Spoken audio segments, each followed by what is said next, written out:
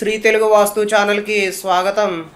ఇవాల్టి వీడియో ఏంటంటే, చాలామంది కాల్ చేసి అడుగుతున్నారు మాకు 100% వాస్తుకి ప్లాన్ కావాలని. నిజానికి 100% వాస్తుకి ప్లాన్ ఇవ్వడం అనేది సాధ్యం పడదు. అంటే అది నా అభిప్రాయం ప్రకారం నేను 100% వాస్తుకి ఇచ్చాను అని చెప్పేసి ఇవ్వడం జరుగుతుంది.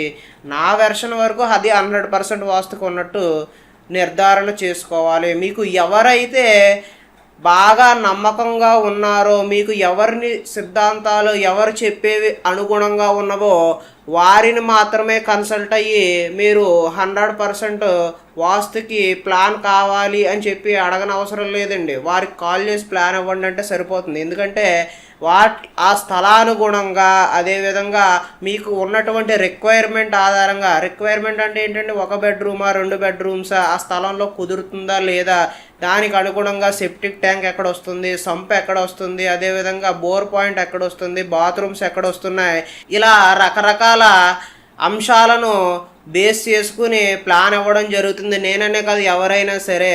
ఇక్కడ వచ్చేటటువంటి ప్రధానమైన సమస్య ఏంటంటే 100% వాస్తు అనే విషయంపై కొంత సంక్లిష్టత ఉన్నది. ఎందుకంటే మహర్షులు రాసినటువంటి పురాతన గ్రంథాలలో కూడా భిన్న అభిప్రాయాలు ఏర్పడడం జరిగింది. దానివల్ల నేను పాటించేటటువంటి విధానాలు ఇంకొకరికి తప్పుగా అనిపించవచ్చు. అదేవిధంగా వారు పాటించేటటువంటి విధానాలు నాకు తప్పుగా అనిపించవచ్చు.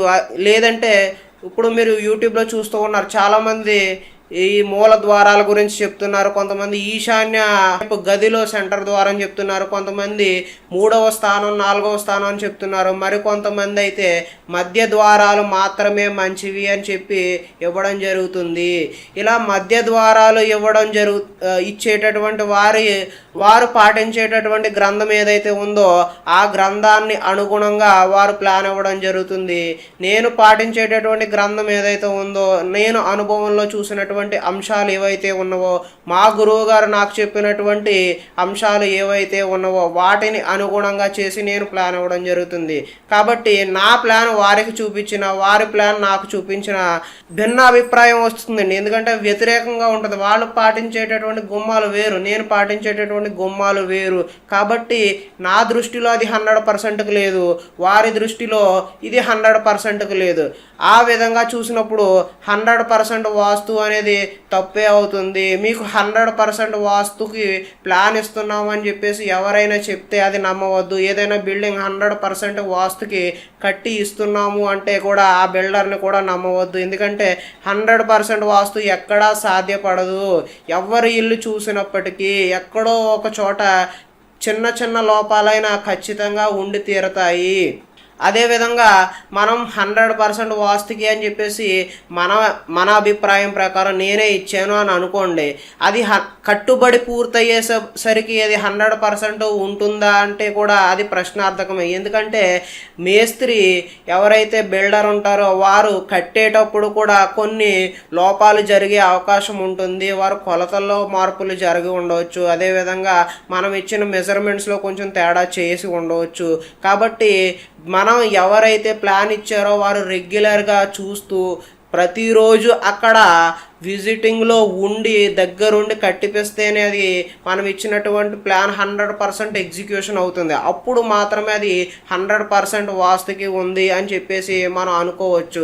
కానీ ఇది సాధ్యపడుతుందండి? సాధ్యపడదు. ఎందుకంటే ఎవరైనా నేనే ప్లాన్ ఇచ్చాను అనుకోండి, అది కట్టుబడి 3 నెలలు పట్టచ్చు, 6 నెలలు పట్టచ్చు, సంవత్సరం పట్టచ్చు, ఒక్కొక్కరికి 2 నుంచి 3 ఏళ్ళు కూడా పడుతుంది. ఈ 2-3 ఏళ్ళు కూడా వారి దగ్గర ఉండి నేను కట్టించి ఇవ్వాలంటే అవుతుందండి? అవ్వదు. ఇది సాధ్యం కాదు. కాబట్టి ఇచ్చిన ప్లాన్ ఎగ్జిక్యూషన్లో కూడా కొన్ని తప్పులు ఉంటాయి. కాబట్టి ఇది 100% వాస్తు అని చెప్పేసి మనం ఎక్కడా కూడా సంబోధించకూడదు, అనకూడదు అనేది ఇది నా అభిప్రాయం, నా వ్యక్తిగత అభిప్రాయం. కాబట్టి 100% వాస్తు అనేది ఒట్టి మాట మాత్రమే. ఎవరి ఇల్లు చూపించినప్పటికీ మొత్తం ఎవరిలు మాది 100% ఉంది అని చెప్పిన వాళ్ళు ఇంట్లో కూడా మనం ఏదో ఒక లోపం చూపించవచ్చు. ఎందుకంటే ఒక్కొక్క గ్రంథంలో ఒక్కొక్క విధంగా భిన్నాభిప్రాయాలు ఉన్నాయి. అదేవిధంగా అనుభవ వాస్తు అని చెప్పేసి, ఆధునిక వాస్తు అని రకరకాలుగా ఉన్నాయి. వారింట్లో మనం వేలు పెట్టి చూపించాలంటే ఏదో ఒక గ్రంథం ఆధారంగా తప్పులు చూపించవచ్చు. కాబట్టి ఈ విధానం కూడా తప్పు. కాబట్టి 100% వాస్తు అనేది తప్పు. సాధ్యమైనంత వరకు వాస్తుకి ఇవ్వడం జరుగుతుంది. అదేవిధంగా ప్రధానమైన విషయాలు కొన్ని ఉంటాయండి. కొన్ని అయితే నెగ్లిజిబుల్. కొన్ని ఇల్లు విజిటింగ్కి వెళ్ళినప్పుడు చూస్తూ ఉంటాం. కొన్ని నెగ్లిజిబుల్ అంటే పెద్దగా దోషం అనిపించినటువంటి ఇబ్బందులు ఉంటాయి. వాటి గురించి మనం పెద్దగా పట్టించుకోని అవసరం లేదు. ప్రధానమైన దోషాలు ఎక్కడ వస్తాయంటే సెప్టిక్ ట్యాంక్ నిర్మాణం ఎక్కడ రాంగ్ ప్లేస్లో జరిగితే వస్తున్నాయి. నేను చూసినటువంటి ఇళ్లలో మ్యాక్సిమం సెప్టిక్ ట్యాంక్ నిర్మాణం ప్లేస్మెంట్ అనేది తప్పుగా ఉన్నది.